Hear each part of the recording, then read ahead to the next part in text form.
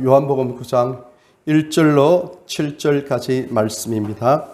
예수께서 길을 가실 때에 날 때부터 맹인된 사람을 보신지라 제자들이 물어 이르되 라삐여 이 사람이 맹인으로 난 것이 누구의 죄로 임함이니까 자기니까 그의 부모니까 예수께서 대답하시되 이 사람이나 그 부모의 죄로 인한 것이 아니라 그에게서 하나님이 하시는 일을 나타내고자 하심이라. 때가 아직 낮음에 나를 보내신 이의 일을 우리가 하여야 하리라. 밤이 오리니 그때는 아무도 일할 수 없느니라.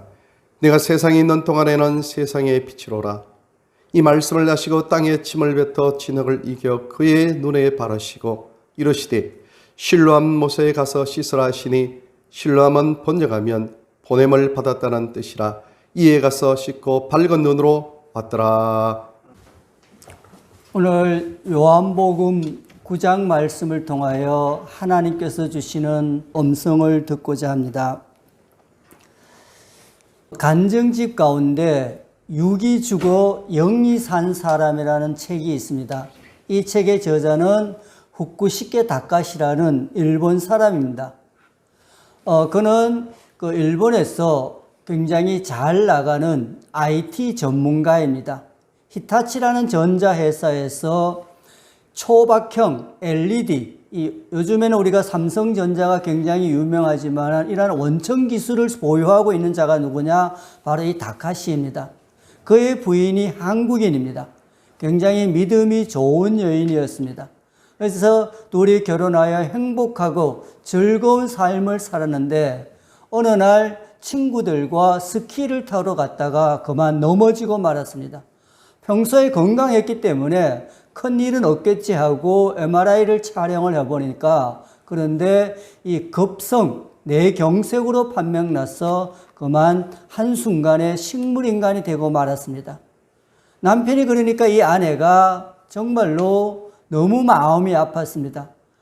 물론 남편이 아픈 것도 문제지만은 무엇보다 그동안 결혼 생활을 해가지고 남편의 영혼 구원을 위하여 자기가 한 것이 아무것도 없다는 생각을 하니까 정말로 눈물이 앞을 가렸습니다. 그래서 그는 그제서야 하나님을 향하여 기도하였습니다. 남편의 생명을 살려달라고, 그 영혼을 구해달라고. 정말로 날마다 부르짖었지만은 차도가 전혀 없었습니다. 그러던 어느 날 집에 있던 플라스틱 십자가를 병원으로 가져와서 이 병상 침대맡에 걸어 두었습니다. 그렇게 매일같이 기도하고 있는데 한 20일쯤 되었을 때에 그 십자가가 갑자기 남편의 몸에 떨어지더니 이 남편이 깨어난 것입니다. 깨어나자마자 이 남편이 하는 소리가 무엇인가? 나 예수님을 만났어. 예수님께서 53년 동안 나를 기다리셨대. 그렇게 얘기합니다. 그때 그 남편의 나이가 53세였습니다. 그러면서 이 식물인간 상태에서 예수님을 만난 이 얘기를 남편이 내뱉는 것입니다. 뭐라고 하는가 하면은 정말로 지치고 힘든 몸을 이끌고 자기가 광야길을 걸어가는데 저 먼 발치에서 세 사람이 자신을 향하여 오고 있더라는 것입니다. 그 세 사람 가운데 있는 사람이 가장 친절해 보여서 나 좀 도와달라고, 정말로 피곤해서 너무 힘이 들어서 죽게 되었다고. 그러니까 이 사람이 어떻게 하는가? 하늘을 향하여 두 손을 들더니 이 생수 세 방울을 받아가지고 자기에게 먹이더라는 것입니다. 그럴 때 그가 살아난 것입니다. 그러면서 그분이 하시는 말씀이 뭐라고 하는가? 내가 너를 사랑한다고. 물이 정말로 범람할지라도 너를 침몰하지 아니하며 불이 아무리 강할지라도 너를 타지 않게 하겠다고. 내가 너를 도와주겠다. 그렇게 하면서 그가 깨어났던 것입니다. 바로 그분이 예수님이었던 것입니다. 이 다카시는 정말로 육이 죽어 영이 살았다. 그 간증집의 제목대로 하나님의 은혜를 맛보았던 것입니다. 오늘 성경에도 이와 유사한 이야기가 나옵니다. 그러니까 하나님의 관심이 어디에 있는가? 하나님의 눈이 어디를 향하고 있는가? 그것을 이 다카시를 통해서 말해주고 있듯이 바로 하나님은 우리의 육이 아니라 우리의 영혼이 구원받기를 얼마나 간절히 바라는지를 잘 보여주고 있습니다. 오늘 성경의 주인공도 마찬가지입니다. 오늘 성경의 이야기는 비교적 간단합니다.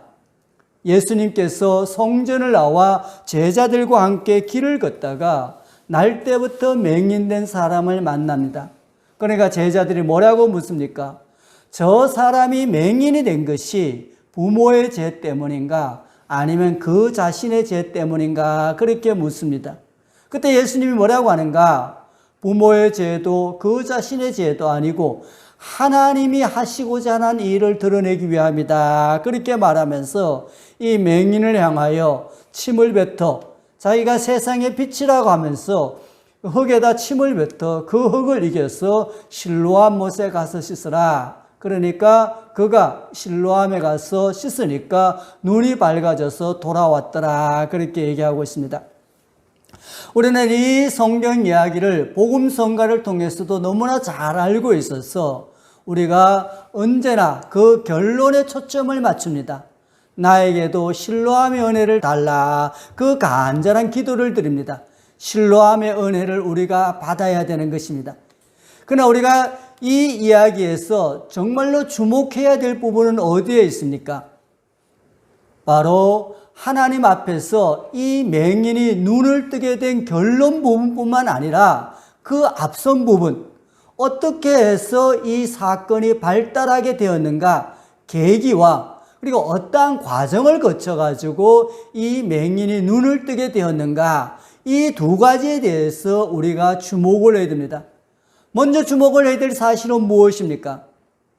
이 사건의 계기 내지 발단이 무엇이었냐의 물음입니다. 그것은 바로 제자들의 질문에 예수님이 대답함으로 말미암아 이 사건이 시작이 되었습니다. 제자들은 뭐라고 말합니까? 맹인을 향하여 누구의 죄 때문인가 그렇게 묻고 있습니다. 사실 이 질문은 그렇게 잘못되었다고 말할 수가 없습니다. 왜 그러냐 하면 당시 유대인들은 정말로 전통적으로 어떻게 생각해 왔는가? 장애인으로 태어난 것은 부모가 혹은 그 자신이 뭔가 잘못을 했기 때문에 죄를 범했기 때문이다. 죄에 대한 하나님의 벌이라고 유대인들은 생각하고 있기 때문에 그 관습적인 생각에 따라 제자들은 물은 것입니다. 그런데 예수님은 뭐라고 말합니까? 누구의 죄 때문이 아니라 하나님이 하시고자 하는 일을 드러내기 위함이다. 그렇게 말합니다. 우리가 제자들의 질문과 예수님의 대답, 동문서답처럼 보이는 이 대답에 주목을 해야 됩니다. 제자들의 질문은 무엇입니까? 누구의 죄 때문인가? 즉 원인을 찾고자 합니다. 원인. 어떤 사건이 발생하면 우리들도 어떠합니까?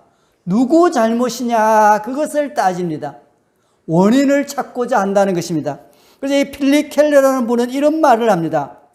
인간은 자신에게 일어난 이 일에 대한 원인을 알고 싶어하는 존재이다. 자신을 둘러싼 환경과 사람들에 대하여 비난과 책임 전가로 온 생애를 소모하는 사람도 있다. 불행한 삶의 원인을 상황이나 다른 사람에게 찾는다는 것이다. 그렇게 말합니다. 무슨 말입니까? 물론 우리가 이 세상을 살아가면서 원인을 규명해야 됩니다.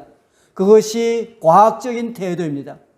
그러나 정말로 우리가 이 세상을 살아갈 때 원인을 찾는 이유가 어디에 있습니까? 필립 켈러의 지적은 무엇인가? 바로 자기 자신의 책임을 전가하기 위함이다. 그렇게 말합니다. 어떤 상황 때문에 그랬다고, 누구 때문에 그랬다고, 그렇게 말해서 내 책임을 면하고 그래서 누군가에게 책임을 전가시키기 위하여 그렇게 원인을 찾는다는 것입니다. 바로 유대인들도 마찬가지였습니다. 우리가 이 세상을 살아가면서 이 사실을 분명히 기억을 해야 됩니다. 원인을 찾고자 하는 태도는 과학적인 태도임이 분명하지만은 신앙의 태도는 아님을 기억을 해야 됩니다. 우리가 이 세상을 살아가면서 가장 많이 던지는 질문이 무엇일까요? 왜라는 것입니다. 왜? 이 왜라는 질문을 많이 던지는데 이 왜라는 질문은 사실 보면은 서로 다른 세 가지 의미가 있습니다. 첫 번째 의미는 뭐냐면은 뉴턴이 사과가 떨어지는 것을 보고 왜 사과는 하늘로 올라가지 아니하고 땅으로 떨어질까? 그럴 때 왜라는 것을 묻을 때는 이 왜 속에는 무엇을 묻는 질문이냐? cause, 원인을 묻습니다. 이것이 이제 과학의 생명입니다. 과학에는 모든 결과에는 원인이 있다 그렇게 생각을 합니다. 그래서 이 원인을 찾아가서 그 원인을 규명하면은 문제를 해결할 수 있다는 것이 과학적인 태도입니다. 또 우리에게 또 다른 왜라는 질문이 있습니다. 왜 의사가 되어야 되느냐? 이렇게 질문할 때는 무엇입니까? 의사가 되어야 되는 이유를 설명하는 것입니다. 환자를 치료하고 생명을 살리기 위한 그 정말로 의사가 되고자 하는 이유가 어디에 있는가? 뭐 오늘날 우리가 생각하면은 낙태가 잘못되었다. 그러면 잘못된 이유가 뭐냐? 왜 낙태가 잘못되었느냐? 왜 정말로 이 동성애가 잘못되었느냐? 그렇게 우리가 물을 때는 그 모든 물음 속에는 무엇이 담겨져 있느냐? 이유, 리전이 담겨져 있습니다. 이유를 찾습니다. 마지막 세 번째는 무엇입니까? 우리가 인생을 왜 살아야 되느냐?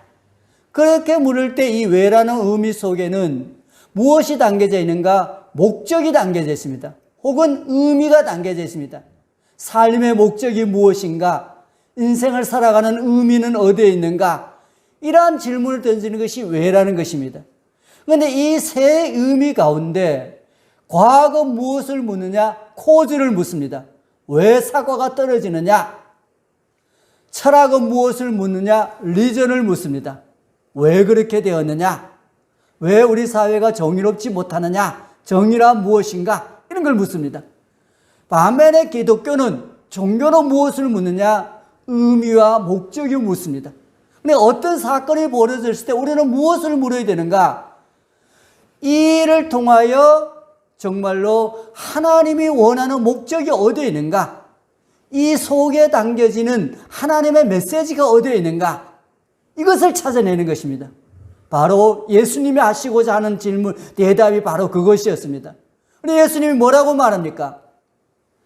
하나님이 하시고자 하는 일, 이것을 말합니다. 그러면 그리스도인은 믿음의 눈을 가진 사람, 하나님을 향하여 눈이 떠 있는 사람은 무엇을 갖느냐? 예수님의 이 의식을 갖고 살아가는 것입니다. 예수님의 의식. 질문이 바뀌어야 됩니다. 왜 나에게 이렇게 어려운 일이 있냐? 나는 스펙이 좋지 않기 때문에, 가난하기 때문에 그렇게 밖에서 원인을 찾지 않습니다. 하나님께서 이 일을 통하여 하시고자 하는 일이 무엇인가? 이것을 찾고자 할 때 우리는 바로 하나님을 향하여 눈이 떠 있다 그렇게 말씀드릴 수 있습니다. 아마 우리가 잘 알고 있는 우리가 인물 가운데 한 사람을 든다면은 이 닉 부이치치라는 인물입니다. 그는 두 팔과 두 다리가 없습니다. 정말로 그래서 사람들은 그를 향하여 움직이는 흉상이다 그렇게 불릴 정도입니다. 그런데 그의 부모는 호주에서 태어났는데 그의 부모는 굉장히 믿음이 굉장히 좋았습니다. 어머니는 간호사였고 아버지는 굉장히 손재주가 뛰어났다고 합니다. 그런데 이 아이를 굉장히 사랑하여 정말로 장애인 학교를 보내지 아니하고 일반 학교를 보내었습니다. 그러니까 일반 어린아이들이 얼마나 따돌리고 놀리고 조롱을 하였습니까? 그래, 이 아이는 언제나 정말로 이 학생들의 그 놀림 가운데 살면서 삶의 자제를 느꼈지만은 부모님이 언제나 우리가 너를 사랑한다고, 그래서 가정에서 언제나 따뜻하게 맞아주니까 그 기대감으로 그가 어린 시절을 보낼 수 있었다고 합니다. 그러나 워낙 따돌림이 심해가지고 참지 못하여 그는 10살 때 자살을 시도하였습니다. 그래서 실패를 했습니다. 그리고 나서도 그가 무엇이 하냐? 자기 자신은 가족들에게 짐이 되기 싫다고. 그래서 내 남동생에게 뭐라고 말하는가? 나는 20살 되면 다시 자살할 것이라고. 그래도 이 부모님은 어떠한가? 이 닉 부이치치를 향하여 우리가 너를 사랑한다고. 끝까지 너는 힘들어할 필요 없다고. 너를 지켜주겠다고. 너는 잘 될 거야. 그렇게 위로해 주었습니다. 그래도 이 네의 마음속에는 무엇이 자리 잡고 있었는가? 왜 나는 이렇게 태어났느냐? 그 질문을 그가 떨칠 수가 없었다고 합니다. 그러는 가운데 성경을 읽다가 성경 속에서 그 답을 찾았는데 그 답이 바로 무엇인가? 오늘 본문 요한복음 9장 3절 말씀입니다. 하나님이 하시고자 하는 일. 그래, 이 부이치치가 깨닫기를 무엇이 깨닫냐? 나는 가족의 짐이 되기 위해 태어난 존재가 아니다. 나는 다른 사람보다 모자라거나 부족한 존재가 아니다. 나는 뭔가 잘못해서 하나님의 벌을 받는 것이 아니다. 나는 다른 사람과 다를 뿐이다. 하나님께서는 나를 통해서도 하시고자 하는 일이 있다고. 그래서 그가 열심히 살아서 수영도 치고 드럼도 치고 정말 일반인도 하기 어려운 운동과 악기를 다룰 줄 아는, 그래서 허그라는 책을 쓰고 이것이 38개국으로 번역되어서 오늘날 복음 전도자로서 활동하고 있는 것입니다. 우리가 분명히 깨달아야 됩니다. 정말로 우리가 이 세상을 살아가면서 하나님을 향하여 눈을 뜬 자는 가장 먼저 무엇을 보느냐? 자기 자신에 대해서 하나님의 눈으로 보는 것입니다. 이웃을 사랑하는 마음, 물론 그것이 중요합니다. 그러나 무엇보다 중요한 것이 무엇인가? 나를 향하여 자기 자신에 대해서, 그리고 나아가서 자기에게 일어나는 일에 대해서 제자들처럼 묻지 않습니다. 왜 이런 일이 일어났느냐? 누구의 죄 때문이냐? 누구의 잘못 때문이냐? 내가 부모를 잘못 만났기 때문이고, 내가 스펙이 없기 때문이고, 내가 키가 작기 때문이고, 그렇게 얘기하지 않는 것입니다. 무엇을 묻느냐? 예수님의 대답입니다. 바로 이것을 통하여, 이 실패를 통하여, 이 어려움을 통하여, 이 낭망함을 통하여 하나님이 하시고자 하는 일이 무엇인가? 그것을 기도하는 가운데 하나님을 통하여 발견해내는 자입니다. 그런 자가 바로 하나님을 향하여 눈을 떠 있는 자다, 그렇게 말할 수 있습니다. 실제로 이 성경의 인물들은 다 하나님을 향하여 눈을 뜨자 자기 자신을 새롭게 발견한 것입니다. 모세를 보세요. 그에게도 결정적인 잘못이 있습니다. 무엇입니까? 그는 입이 둔한 자로서 지도자의 자질을 갖추지 않았습니다. 한 걸음 더 나아가서 그는 애굽의 공주의 아들로 자라왔습니다. 이것은 오늘날로 말하면 무엇입니까? 한국에 비유한다면 완전히 친일 매국노와 같은 자입니다. 그렇지만 그는 그러한 자기 자신을 보지 않는 것입니다. 하나님께서 이 일을 통하여 무엇을 하고자 하는가?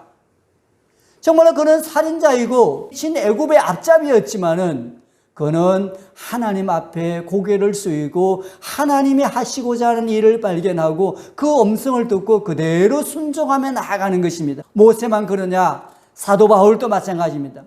바울은 어떠한 자입니까? 바울에게도 두 가지 결정적인 호흡이 있습니다. 하나는 무엇입니까?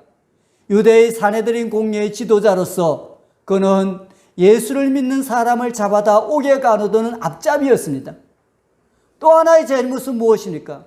그의 몸에 가시가 있었습니다.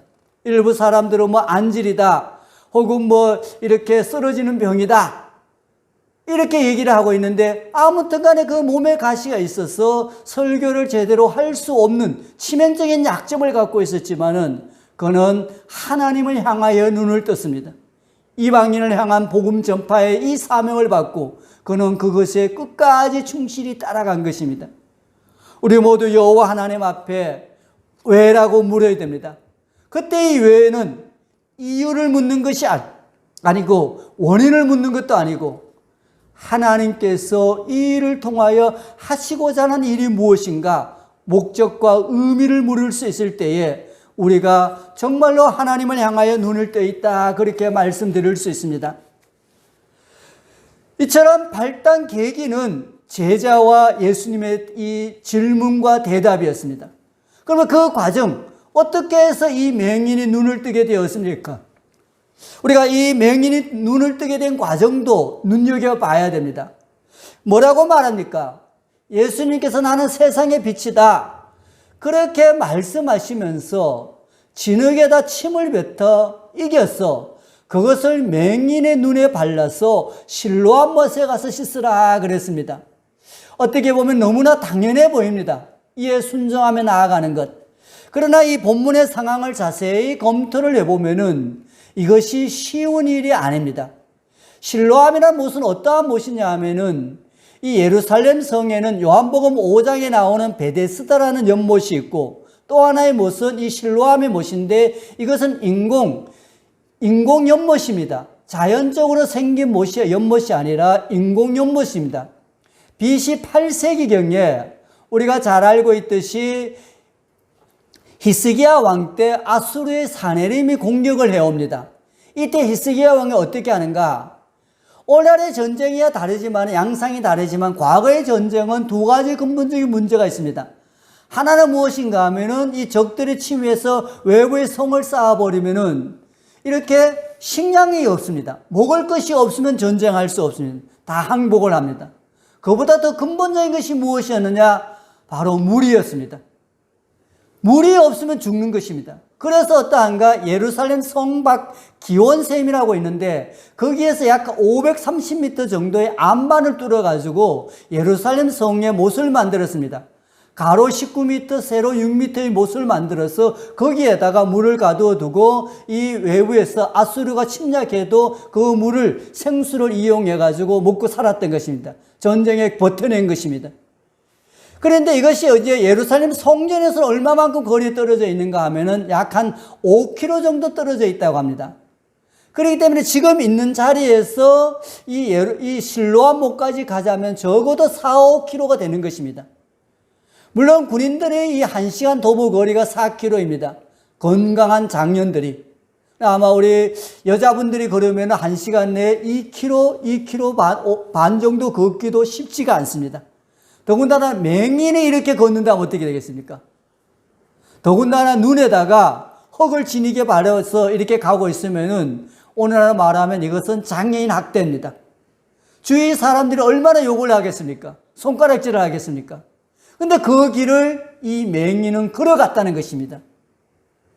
근데 이 맹인이 걸어간 데 대해서 정말 우리가 맹인이 무슨 짓을 하지 못할까 싶지만은 성경을 자세히 읽어보면은 예수님께서 이렇게 하시면서 약속하지 않았다는 것입니다.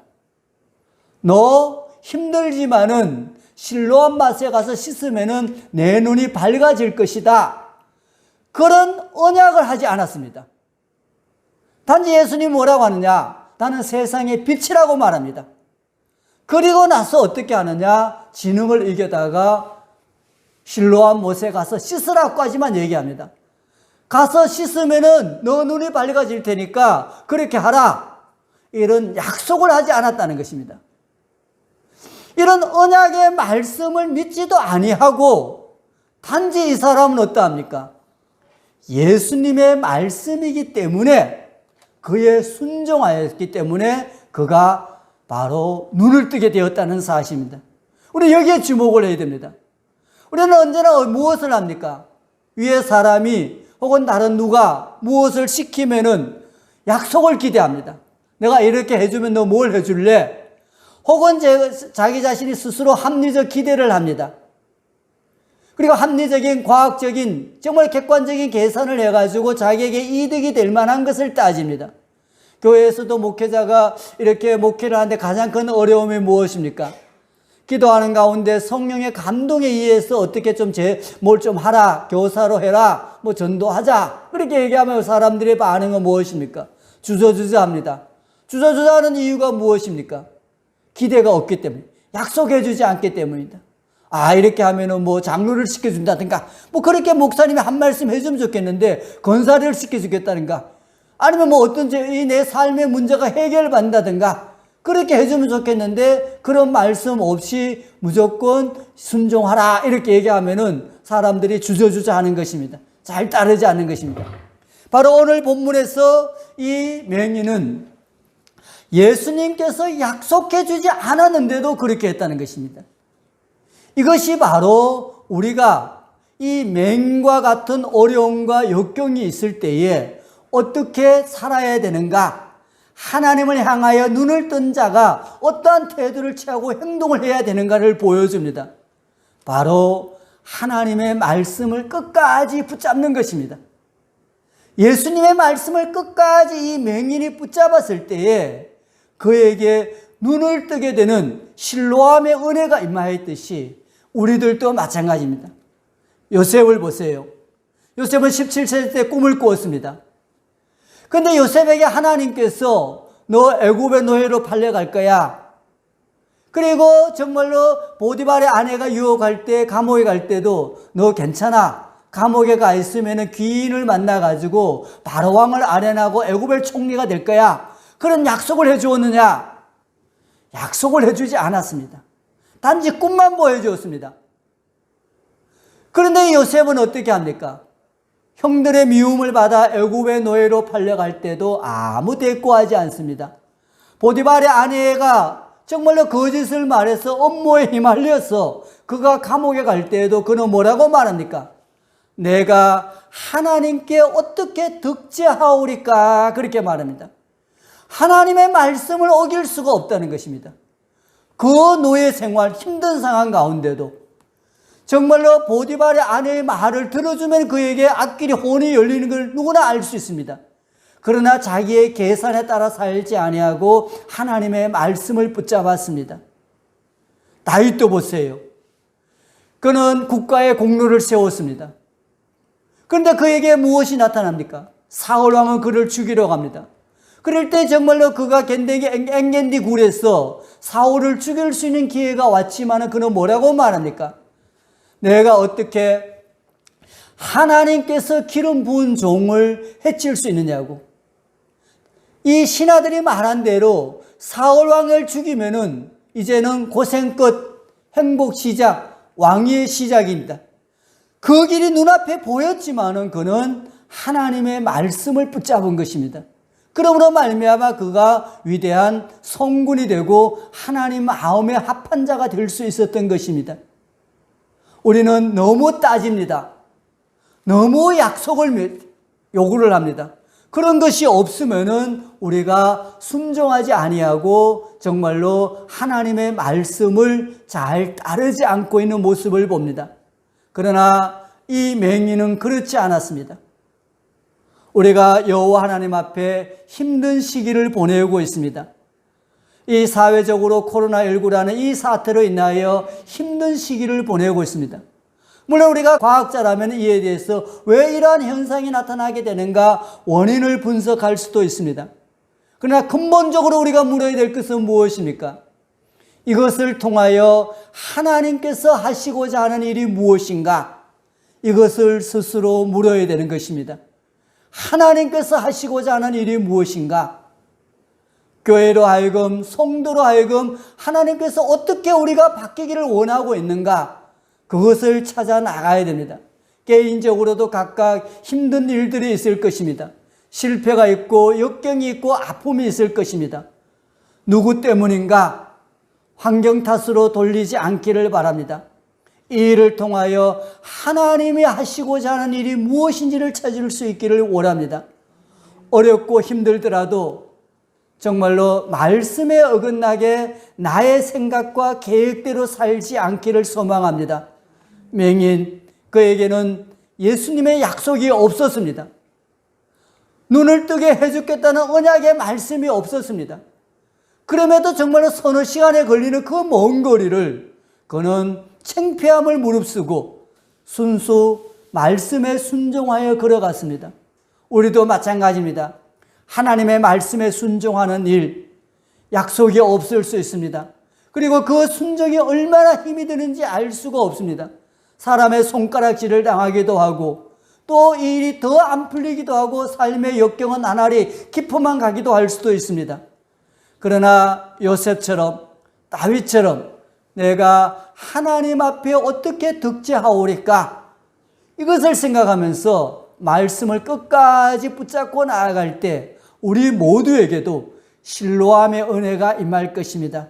이 은혜를 사모하면서 정말로 내 생각과 내 행동에 있어서 하나님을 향하여 눈을 뜬 자로 살아가는 하나님의 백성이 되기를 주님의 이름으로 축복을 드립니다.